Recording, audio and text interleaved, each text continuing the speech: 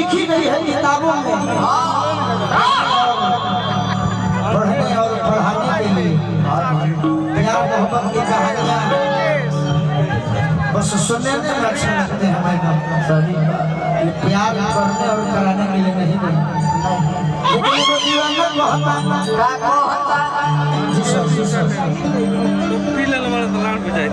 आयोजक साहब अपनी दुलाल यादव जी मंच पर आए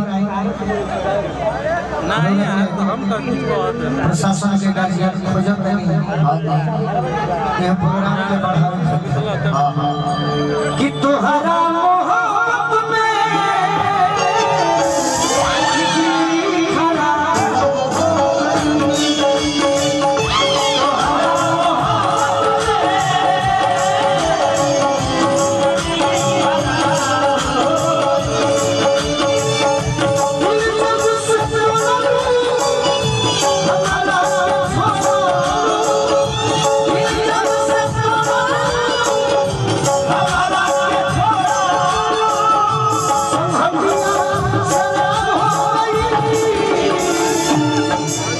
आयोजक साहब मंच पर आ जाए हम गाले गालेगा तो हमारो गाना खत्म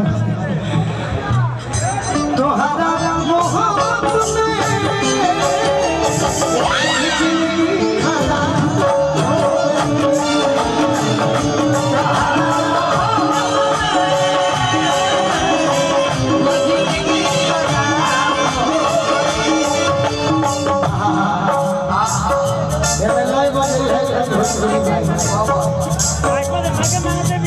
जान के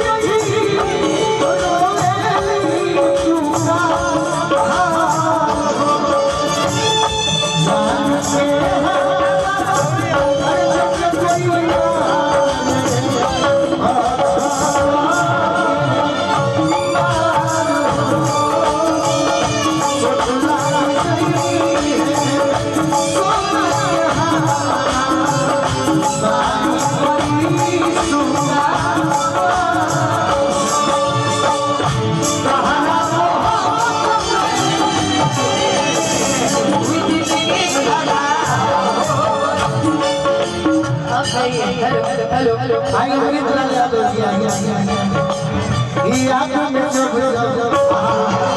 इस समय के लिए अपना न तो तुझे नाम अकेले जमा दे ये तो दुनिया के धन्यवाद है श्रोता के धन्यवाद है कि हमारे कहा एगो हमारे कहा जेकरा चले बोले बड़ी ओकर प्रोग्राम आज फॉलो बाकी कमा भले भलो हो जाता बाकी गीत संगीत में तू आगे बढ़ कि तोहरा मोहब्बत में बगली के हाल हो गए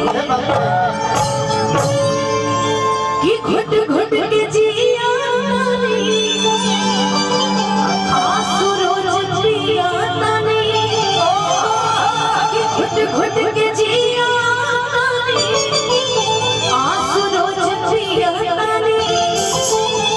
प्रेम जीव के काल हो गए सहारा मोहब्बत में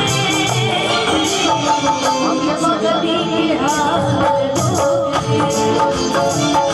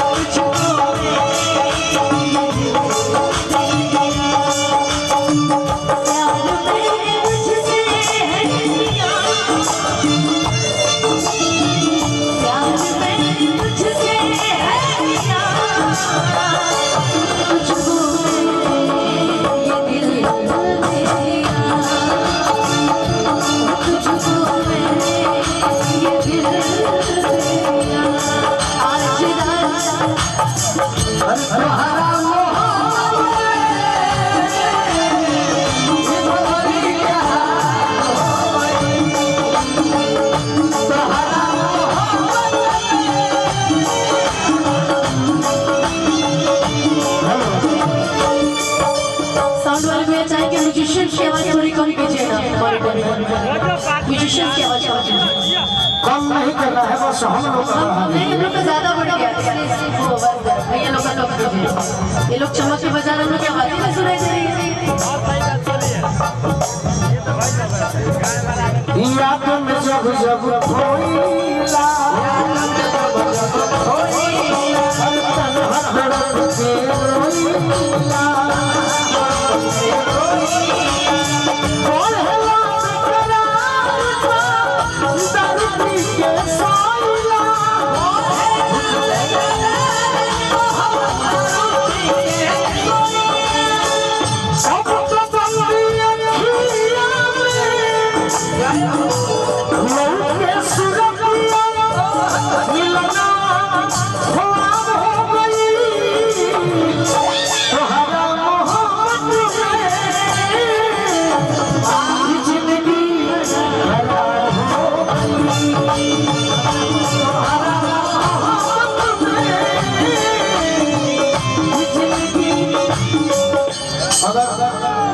समय आगे लोग आवे खातिर डायरेक्ट जगह है जे समय के बड़ा पाबंदी में दुगो अपन तो हिट हिट सुना दो, हम खड़ा बानी यानी लोगों झूठ जाए हमार तार तो जीवन हो चलो तो जब तक सास रहे गलती ना जइबो का वो गीतिया सुना दो।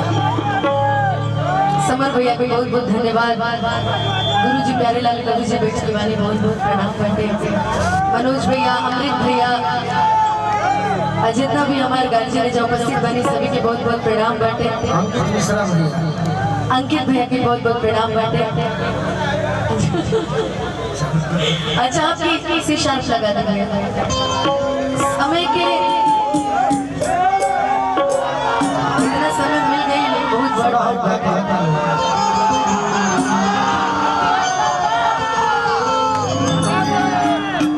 और यहाँ के प्रशासन का बहुत बहुत धन्यवाद जो इतनी शालीनता और शांति से इस कार्यक्रम को करवा रहे हैं। आप सभी का बहुत बहुत धन्यवाद।